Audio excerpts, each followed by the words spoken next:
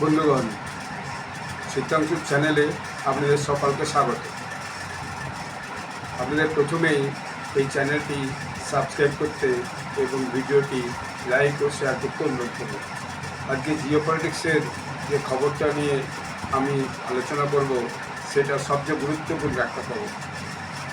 G7 meeting কানাডাতে হচ্ছিল, সেই কানাডায় G7 মিটিং শেষ হয়েছে এবং এরপরে সেখান থেকে রাষ্ট্রাধ্যক্ষরা নিজের নিজের দেশে ফিরে যেতে শুরু করেছেন।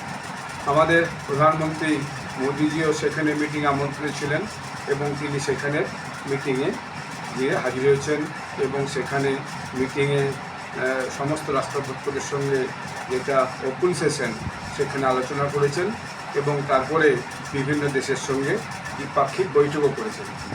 এবং এর মধ্যে দেখা গেছে কি, G7 মিটিং শুরু হওয়ার পর তার যে 7টি দেশ, তাদের যে নেতা নেত্রীরা, তারা নিজেদের মতো করে কোর গ্রুপ মিটিং করেছিলেন এবং সেখানে ইউরোপিয়ান ইউনিয়নের যিনি সদস্যা তিনিও সেখানে হাজির ছিলেন।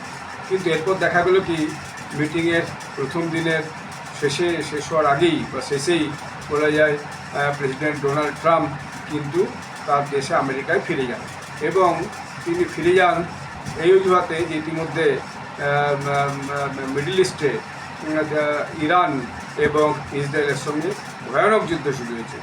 ইসরায়েল আগের থেকেই বলেছিল ইরানকে যে আপনারা সতর্ক হয়ে যান, আপনারা হামাস, হুথি, হিজবুল্লাহ এদিকে সাপোর্ট করবেন না।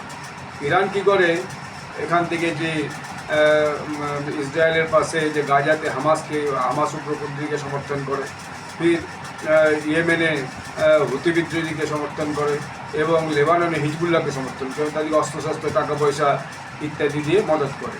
এটা ইসরায়েল কোনো মতে পছন্দ করছিল না, কারণ ইরানের এই যে প্রক্সি, এরা গিয়ে অবিরত ইসরায়েল উপর বিভিন্ন ড্রোন অ্যাটাক এবং অন্যান্য হামলা করছিল।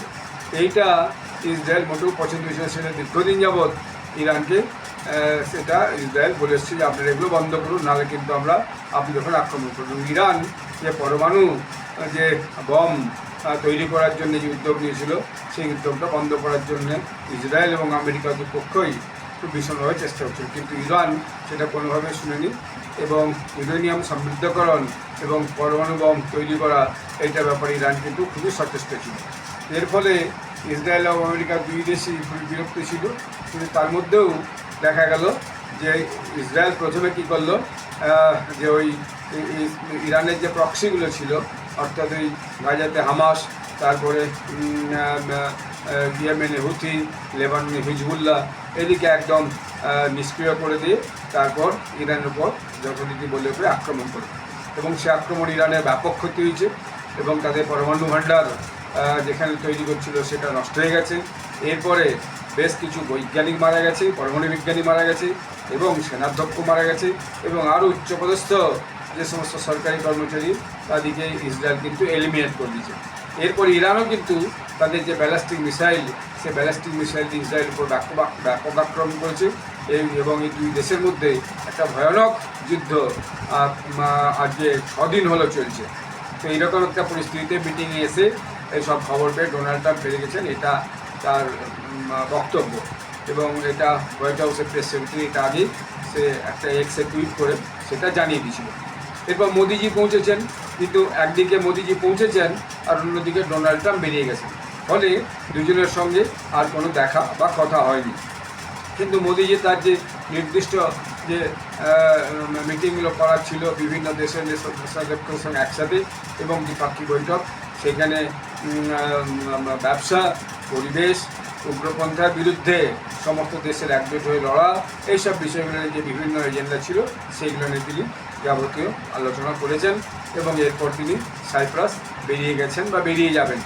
তো এই হচ্ছে বিষয়টা। যখন এই মুহূর্তে আজকে কী হলো, আজকে হঠাৎ ডোনাল্ড ট্রাম্প এইরকম একটা মধ্য এশিয়ায় এরকম একটা যে বিশাল পরিস্থিতি তৈরি হয়েছে, সেই পরিস্থিতিকে সামনে রেখে বা অন্য বিষয়গুলো নিয়ে মোদির সঙ্গে তার একটা মিটিং হওয়ার কথা ছিল, সেই মিটিংটা না হওয়ার জন্য তিনি 35 মিনিট ধরে ফোন করে মোদির সঙ্গে কথা বলেছেন এবং মোদিজি খুব দার্থহীন ভাষায় ডোনাল্ড ট্রাম্পকে ভারতের যে অবস্থান, সে অবস্থান পরিষ্কার করে বলে দিয়েছেন। প্রথম বলে দিয়েছেন যে কোন পরিস্থিতিতে তিনি অপারেশন সিন্দুর লঞ্চ করেছিলেন এবং পাকিস্তান কীভাবে উগ্রপন্থীদের পাঠিয়ে কাশ্মীরে নিরীহ পর্যটক হিন্দু পর্যটক কীভাবে হামলা করেছে তারই প্রেক্ষিতে ভারত পাকিস্তানের যে এই টেররিস্ট ক্যাম্প প্রাথমিকভাবে সেই টেররিস্ট ক্যাম্পকে কিন্তু ধ্বংস করেছিল। কোনো সিভিলিয়ান সেখানে কিন্তু তাদের উপর আক্রমণ করেনি এবং এই টেররিস্ট ক্যাম্প যেখান থেকে টেররিস্ট পাঠানো হচ্ছিল তাদেরকে ধ্বংস করেছিল ভারতের প্রাথমিক লক্ষ্য। তারপরে তিনি বলেছেন যে তারপরে দেখা গেল পাকিস্তান তার প্রেক্ষিতে ভারতের উপর ভীষণভাবে ড্রোন এবং মিসাইল লঞ্চার দিয়ে আক্রমণ শুরু করে, যদিও ভারতের যে অ্যান্টি মিসাইল যে সিস্টেম আছে, অ্যান্টি ড্রোন যে সিস্টেম আছে, সব বেশিরভাগ ড্রোন এবং মিসাইলকে অকেজ করে দেয়। এরপরে ভারত পাকিস্তানের উপর প্রায় অনেকগুলি এয়ারবেস এবং আরও বিভিন্ন গুরুত্বপূর্ণ মিলিটারি যে এরিয়া আছে সেই মিলিটারি এরিয়াতে ভারত আক্রমণ করে সেখানে ধ্বংস করে দেয় এবং এর ফলে পাকিস্তানের ব্যাপক ক্ষতি হয়েছে। এবং যেটা নূর খান এয়ারবেস বলা হচ্ছে, সেই নূর খান এয়ারবেসে যেখানে পাকিস্তানের পরমাণু বম নাকি লুকিয়ে রাখা ছিল এবং অনেকে সন্দেহ করছে এই পরমাণু বম নাকি লুকিয়ে রাখার জন্য সেখানে আমেরিকার মদত আছে বা আমেরিকা নিজেই যে তার দেশে যে একটা টুইন টাওয়ার আক্রমণ করে ধ্বংস করে দিয়েছিল 9/11, তারপরে পরমাণু বমকে ওখান থেকে সরিয়ে নিয়ে এসে ওইখানে পাকিস্তানের নূর খান এয়ারবেসে লুকিয়ে রেখেছিলাম, যার জন্যে চোখ বন্ধ করে আমেরিকা বিভিন্ন সময় পাকিস্তানকে সমর্থন করে, পরোক্ষ উগ্রপন্থীকে সমর্থন করে এবং টাকা পয়সা ওয়ার্ল্ড ব্যাংক IMF থেকে দিয়ে সাহায্য করে। তো এইটা একটা ঘটনা আছেই। তো ফলে মোদিজি পরিষ্কার বলে দিয়েছেন যে না, কেউ কোনো মধ্যস্থতা করেনি। আমরা যখন টেররিস্ট ক্যাম্পে অ্যাটাক করি তখন যে ডিফেন্স ভাইস প্রেসিডেন্ট ফোন করে বলেছিলেন যে পাকিস্তান কিন্তু আপনাদের উপর একটা ভীষণ আক্রমণ করতে চলেছে। তো আমি তার প্রকৃতিতে পরিষ্কার বলেছিলাম সেরকম কোনো আক্রমণ হলে তার কিন্তু প্রতিকার করার শক্তি আমাদের আছে এবং তার উপযুক্ত জবাব দেওয়া হবে। এর বাইরে আর কেউ কোনো মধ্যস্থতা করেনি এবং আপনি যে বলে বেড়াচ্ছেন আপনি মধ্যস্থতা করেননি, এই কথাটা ঠিক নয়। এবং পরিষ্কার বলে দিয়েছেন যে পাকিস্তানের DGMও ভারতে ফোন করেছিল সকালে, তারপরে DGMও আমাদের ব্যস্ত থাকার জন্য দুপুরের পরে সকালে প্রায় 11টা সাড়ে 11টায় ফোন এসেছিলো পাকিস্তান DGMওর পাকিস্তান অ্যাম্বাসি হয়ে, ভারতে দিল্লিতে পাকিস্তান অ্যাম্বাসি হয়ে। তারপরে ভারতের DGMও অন্য কাজে ব্যস্ত থাকার জন্য 3:30টার পরে আবার ফোন ধরেছেন, ফোন ধরে কথা বলেছেন এবং এই প্রেক্ষিতেই আমরা যুদ্ধবিরতি ঘোষণা করেছি। এখানে কারো কোনো মধ্যস্থতার প্রয়োজন ছিল না, কেউ মধ্যস্থতা করেও নি। এরপর এইটা বলে দেওয়ার পর তিনি দেখা গেল যে ডোনাল্ড ট্রাম্প তিনি হচ্ছে যে নরেন্দ্র মোদী বলেন আপনি তো কানাডা এসেছেন, তো পাশেই আমেরিকা ফিরে যাওয়ার পথে আমেরিকায় আসুন, আমার সঙ্গে দেখা করে যান, একসাথে কিছু আলোচনা করা যাক। কিন্তু নরেন্দ্র মোদী তৎক্ষণাৎ পরিষ্কার জেনে নেন যে আমার পক্ষে এখন আমেরিকায় যাওয়া সম্ভব নয়। আমি আমার যে হচ্ছে অকুপাইড যে প্ল্যান আছে, কারণ তিনি এখন ক্রোয়েশিয়া যাবেন, প্ল্যান যে আছে সেই প্ল্যান অনুযায়ী আমি কিন্তু হচ্ছে যে বেরিয়ে যাব এবং সেখানে অন্যান্য কাজ থেকে আমি দেশে ফিরে যাবো। এখন আমার পক্ষে যাওয়া সম্ভব হবে না। আপনি বরং এক কাজ করুন, আপনি আগামী দিনে ভারতে আসার প্ল্যান করুন, ভারতে কোয়াড মিটিং আছে সেখানে আপনি আসতে পারেন, অন্য সময় আসার প্ল্যান করুন, সেখানে বরং বসে আলোচনা হবে। মিস্টার ট্রাম্প সেই নিমন্ত্রণ স্বীকার করেছেন বলে বলা হচ্ছে। এই যে বিষয়টা, এইটা কথাবার্তাটা এরপরেই ভারতের যে বিদেশ সচিব বিক্রম মিস্ত্রি তিনি কিন্তু এটা পরিষ্কার করে বলে দিয়েছেন আজকে একটা প্রেস কনফারেন্স করে। আপনারা একটু প্রেস কনফারেন্সটা শুনুন, তাহলে আপনারা পরিষ্কার, আমি খানিকটা তো শুনুন, তারপর আপনারা আমি এটাকে নিয়ে আরেকটু বলবো বলে ভিডিওটি শেষ করবো। बातचीत लगभग 35 मिनट चली। 22 अप्रैल को पहलगाम आतंकी हमले के बाद राष्ट्रपति ट्रंप ने फोन कर प्रधानमंत्री मोदी को शोक संवेदना प्रकट की थी और आतंक के खिलाफ समर्थन व्यक्त किया था। उसके बाद दोनों लीडर्स की ये पहली बातचीत थी। इसलिए प्रधानमंत्री मोदी ने राष्ट्रपति ट्रंप से ऑपरेशन सिंदूर के बारे में विस्तार से बात की। प्रधानमंत्री मोदी ने राष्ट्रपति ट्रंप को स्पष्ट रूप से कहा कि 22 अप्रैल के बाद भारत ने आतंकवाद के खिलाफ कार्रवाई करने का अपना दृढ़ संकल्प पूरी दुनिया को बता दिया था। प्रधानमंत्री मोदी ने कहा कि 6-7 मई की रात को भारत ने पाकिस्तान और पाकिस्तान ऑक्यूपाइड कश्मीर में सिर्फ आतंकी ठिकानों को ही निशाना बनाया था। भारत के एक्शन बहुत ही मेजर्ड, प्रिसाइज और नॉन एस्केलेटरी थे। साथ ही भारत ने यह भी स्पष्ट कर दिया था कि पाकिस्तान की गोली का जवाब भारत गोले से देगा। 9 मई की रात को उपराष्ट्रपति वांस ने प्रधानमंत्री मोदी को फोन किया था। उपराष्ट्रपति वांस ने कहा था कि पाकिस्तान भारत पर बड़ा हमला कर सकता है। प्रधानमंत्री मोदी ने उन्हें साफ शब्दों में बताया था कि यदि ऐसा होता है तो भारत पाकिस्तान को उससे भी बड़ा जवाब देगा। 9-10 मई की रात को पाकिस्तान के हमले का भारत ने बहुत सशक्त जवाब दिया और पाकिस्तान की सेना को बहुत नुकसान पहुंचाया। उसके मिलिट्री एयर बेसिस को इनऑपरेबल बना दिया। भारत के मुंह तोड़ जवाब के कारण पाकिस्तान को भारत से सैन्य कार्रवाई रोकने का आग्रह करना पड़ा। प्रधानमंत्री मोदी ने राष्ट्रपति ट्रंप को स्पष्ट रूप से कहा कि इस पूरे घटनाक्रम के दौरान कभी भी किसी भी स्तर पर भारत अमेरिका ट्रेड डील या अमेरिका द्वारा भारत और पाकिस्तान के बीच मध्यस्थता जैसे विषयों पर बात नहीं हुई थी। सैन्य कार्रवाई रोकने की बात सीधे भारत और पाकिस्तान के बीच दोनों सेनाओं की एग्जिस्टिंग चैनल्स के माध्यम से हुई थी और पाकिस्तान के ही आग्रह पर हुई थी। प्रधानमंत्री मोदी ने जोर देकर कहा कि भारत ने न तो कभी मध्यस्थता स्वीकार की थी, न करता है और न ही कभी करेगा। इस विषय पर भारत में पूर्ण रूप से राजनीतिक एकमत है।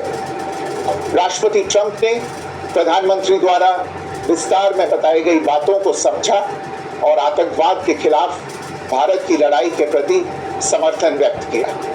प्रधानमंत्री मोदी ने यह भी कहा कि भारत अब आतंकवाद को प्रॉक्सी वॉर नहीं, युद्ध के रूप में ही देखता है और भारत का ऑपरेशन सिंदूर अभी भी जारी है। राष्ट्रपति ट्रंप ने प्रधानमंत्री मोदी से पूछा कि क्या वे कनाडा से वापसी में अमेरिका रुक कर जा सकते हैं।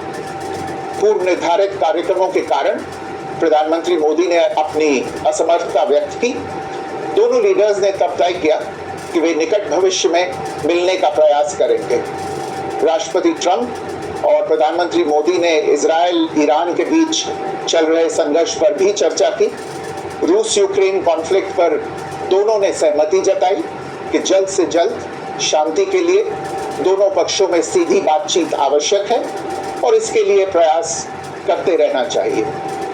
इंडो पैसिफिक क्षेत्र के संबंध में दोनों नेताओं ने अपने परिप्रेक्ष्य साझा किए और इस क्षेत्र में क्वाड की अहम भूमिका के प्रति समर्थन जताया। क्वाड की अगली बैठक के लिए प्रधानमंत्री मोदी ने राष्ट्रपति ट्रंप को भारत यात्रा का निमंत्रण दिया। राष्ट्रपति ट्रंप ने निमंत्रण स्वीकार करते हुए कहा कि वे भारत आने के लिए द्वारा भारत और पाकिस्तान के बीच मध्यस्थता जैसी मोदी और राष्ट्रपति ट्रंप की मुलाकात G7 समिट की साइडलाइंस पर होनी तय थी। राष्ट्रपति ट्रंप को जल्दी वापस अमेरिका लौटना पड़ा, जिसके कारण ये मुलाकात नहीं हो पाई। इसके बाद राष्ट्रपति ट्रंप के आग्रह पर आज दोनों लीडर्स की फोन पर बात हुई। क्लियर बुझे গেছেন? ডোনাল্ড ট্রাম্প বাধ্য হয়েছে আমাদের প্রধানমন্ত্রী নরেন্দ্র মোদীকে ফোন করতে। খুব দাক্ষিণ ভাষায় মোদিজি ট্রাম্পকে বুঝিয়ে দিয়েছেন কেন অপারেশন সিন্দুর করা হয়েছে এবং আগামী দিনে এই মধ্য এশিয়ায় কীভাবে শান্তি প্রতিষ্ঠিত হবে তার ব্যাপারে তার যে ভাবনা সেটা বলেছেন এবং রাশিয়া ইউক্রেন যুদ্ধ কীভাবে বন্ধ হবে সেটাকে নিয়েও বলেছেন, তার পরামর্শ দিয়েছেন এবং আগামী দিনে দুজনে এই বিষয় নিয়ে আলোচনা করবেন এবং আলোচনা করে সেখানে বিভিন্ন বিষয় সমস্যার সমাধানের জন্য যৌথভাবে বিভিন্ন প্রক্রিয়া শুরু হয়ে যেতে পারে। তো ভারতের যে অবস্থান, এই অবস্থান আজকে মোদিজি সারা বিশ্বের মানুষের কাছে পরিষ্কার করে দিয়েছেন। যদিও আমাদের বিদেশ সচিব বিক্রম মিস্ত্রি তিনি হচ্ছে হিন্দিতে বলেছেন, কিন্তু আজকের দিনে এই বক্তব্য সারা পৃথিবীর লোকের কাছে যে ট্রান্সলেটারের মাধ্যমে পৌঁছে যাবে, বিশ্বের নেতাদের কাছে পৌঁছাবে। যেহেতু ভারতে এক শ্রেণীর মানুষ যারা এই বিষয়টাকে নিয়ে এতদিন যাবৎ সরকারের অবস্থান এবং প্রধানমন্ত্রীর অবস্থানের সমালোচনা করছিল, তাদের সমস্ত মুখের উপর উপযুক্ত জবাব আজ মোদিজি সরাসরি প্রেসিডেন্ট ট্রাম্পকে দিয়েছেন এবং সেই বক্তব্যটা আমাদের বিদেশ সচিব পরিষ্কার করে জনগণের সামনে তুলে ধরেছেন। এইটা আজকের মতো ভারতের কাছে একটা মস্ত বড় সাফল্য। এবং এতদিন যাবৎ প্রেসিডেন্ট ট্রাম্প যে আমি সব ভারত পাকিস্তানের যুদ্ধ বন্ধ করে দিয়েছি, ট্রেড ডিলের জন্য যুদ্ধ বন্ধ করে দিয়েছি, এইসব যে ন্যারেটিভ প্রচার করছিলেন, সেই ন্যারেটিভের বেলুন আজকে মোদিজি ফুস করে দিয়েছেন। ধন্যবাদ, নমস্কার।